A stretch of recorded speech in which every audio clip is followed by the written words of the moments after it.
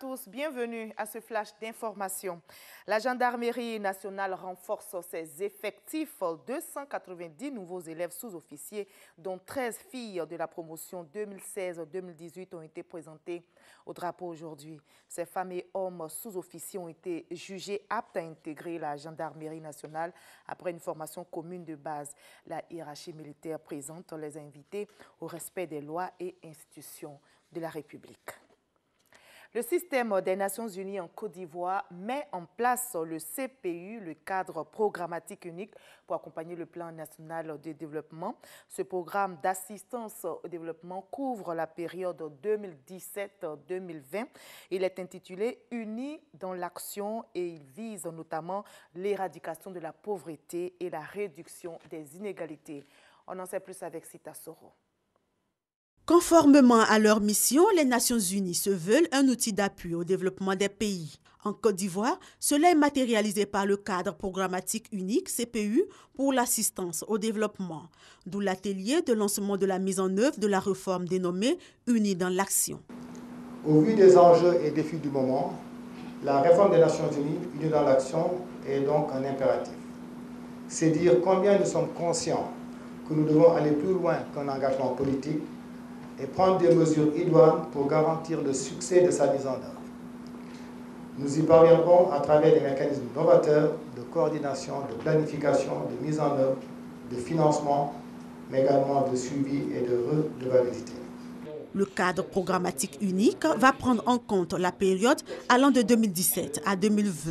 Il vise à renforcer la synergie, la cohérence, l'unité des actions et la coordination des activités opérationnelles des Nations Unies en Côte d'Ivoire, tout en s'alignant sur le plan national de développement PND 2016-2020. C'est accompagner, comme ils l'ont toujours fait, notre programme de développement économique et social sur différents aspects, notamment les secteurs sociaux, la santé, l'éducation, l'eau potable, les problématiques comme la question du genre, mais également les droits humains, des questions transversales comme l'environnement, et cela en mettant en commun l'ensemble de leurs activités. Le lancement de cette réforme a été suivi de la signature officielle du cadre programmatique unique CPU 2017-2020 entre le ministère du Plan et du Développement et le système des Nations Unies en Côte d'Ivoire. Le budget du CPU est estimé à 443 millions de dollars, soit plus de 260 milliards de francs CFA. Un autre lancement, c'est la phase 3 de l'opération Une formation, mon passeport pour l'emploi. L'opération a été lancée à l'université Nangui à Brogua, ici même à Abidjan. C'est une initiative du ministère de la Promotion de la Jeunesse, de l'Emploi des Jeunes et du Service civique. Le but du programme, soutenir les jeunes demandeurs d'emploi en leur donnant les chances de réussite. 30 000 jeunes seront formés pour cette édition 2017 et ces formations sont entièrement gratuites.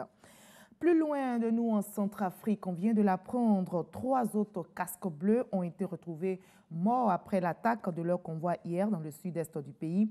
La mission des Nations Unies avait annoncé un peu plus tôt la mort d'un soldat, mais le bilan s'est alourdi. Un 4e casque bleu est toujours porté disparu. C'est l'une des attaques les plus meurtrières visant les casques bleus en Centrafrique ces derniers mois. Au moins 34 personnes sont mortes du choléra et 2022 cas suspects ont été recensés en une période de seulement 11 jours au Yémen, pays déchiré par la guerre depuis maintenant 2 années. La situation humanitaire qui s'est dégradée préoccupe l'Organisation mondiale de la santé. Tous ces cas ont été recensés dans 9 provinces du Yémen entre le 27 avril et le 7 mai dernier. De l'autre côté du globe, en France, l'ancien Premier ministre socialiste Manuel Valls veut se présenter aux élections législatives sous la bannière de la République en marche d'Emmanuel Macron.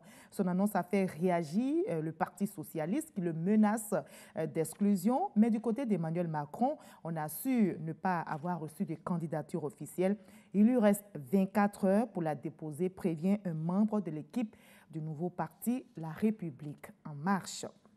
Un nouveau président pour la Corée du Sud, Moon Jae-in, ancien militant pro-démocratie, a remporté la présidentielle selon un sondage sorti des urnes. Ce résultat, s'il est confirmé, doit permettre aux Sud-Coréens de tourner la page après des mois de scandales de corruption qui ont emporté l'ancienne présidente Park Geun-hye. Elle attend donc son jugement derrière les barreaux. Moon Jae-in, le président élu, prône le dialogue avec la Corée du Nord afin de désamorcer les tensions. Je vous retrouve avec plaisir à 20h. À tout à l'heure.